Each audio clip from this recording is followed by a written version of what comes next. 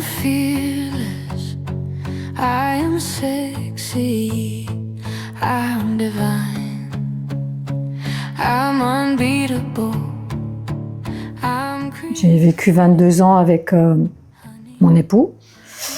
Et lors d'un entretien d'embauche, j'ai rencontré mon évidence, l'homme de ma vie, et je l'ai su au premier regard. Plus jeune que moi. Voilà, donc les premiers temps, ça a été, il me trouvait très jolie, mais très rapidement, ça s'est dégradé.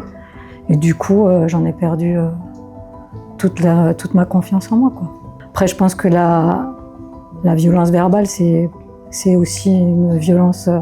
Alors, ça n'a jamais été une violence verbale directe, mais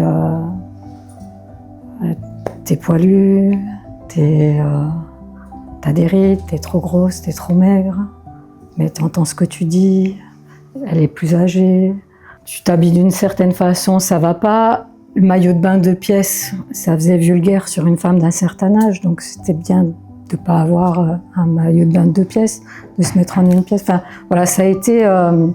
Après, je l'ai accepté, hein, donc je peux pas m'en plaindre. Combien de temps? 4 ans. L'année dernière, à la même époque, je rentrais, on était partis en vacances, et en rentrant de vacances, il a estimé que j'ai été trop en vacances, et donc du coup, il m'a demandé de partir. Je vivais chez lui, donc c'était un peu compliqué. Et donc dans la nuit, j'ai pris toutes mes affaires et je suis repartie dans une autre région pour être sûre de me séparer physiquement de lui. Mais même avec cette séparation, quelques mois après, on s'est remis ensemble. Parce que c'est lui qui revient à chaque fois? Pas tout le temps. Et moi, j'ai vraiment une dépendance à cet homme-là. Alors, je ne sais pas si c'est un amour profond, une dépendance affective, ou comme j'ai tout quitté, j'étais 22 ans avec donc, mon mari, et le jour de mon entretien, donc je ne connaissais pas mon futur conjoint, le jour où je l'ai vu, je savais que c'était fini avec mon mari. Et donc, quelques mois après, j'ai quitté 22 ans de vie commune, de mariage. J'ai tout abandonné et je suis partie avec cet homme.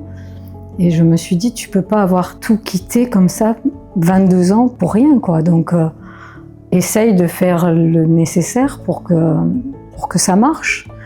Et quand on te dit que c'est parce que c'est toi, à cause de toi que ça marche pas, que c'est à cause de toi qu'il est devenu comme ça.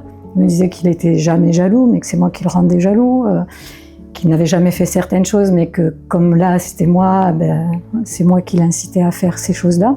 Tu finis par croire que effectivement c'est toi, et puis on te raconte des choses, que tu as dragué un gars quand tu étais au restaurant, alors que toi... Et puis tu finis par croire que oui, effectivement, tu as dû le regarder, ou que j'étais une femme très aguicheuse, que mon regard en disait long, que quand on me voyait dans la rue, les hommes pensaient forcément à autre chose, donc il fallait que je m'habille différemment, que je regarde les gens différemment. J'étais quelqu'un de très ouverte, enfin spontanée, qui va facilement vers les gens. Tactile, ça c'est vrai, donc quand je parle, j'avais tendance à toucher les personnes, et ça c'était proscrit, j'avais plus le droit. Tout ce côté rayonnant que j'avais, je l'ai plus. D'ailleurs, mes amis qui ne m'avaient pas vue pendant toute cette période où j'ai été isolée, quand ils me revoient aujourd'hui, ils me disent « Qu'est-ce qui t'arrive? T'as pris 10 ans, quoi. T'es plus la même. » Et effectivement, tu t'éteins. Aujourd'hui, si un homme m'invite à boire un café, je peux pas. Parce que j'ai l'impression de tromper mon ex-compagnon, alors qu'on n'est plus ensemble. Mais il est tellement présent que j'ai toujours l'impression de le tromper.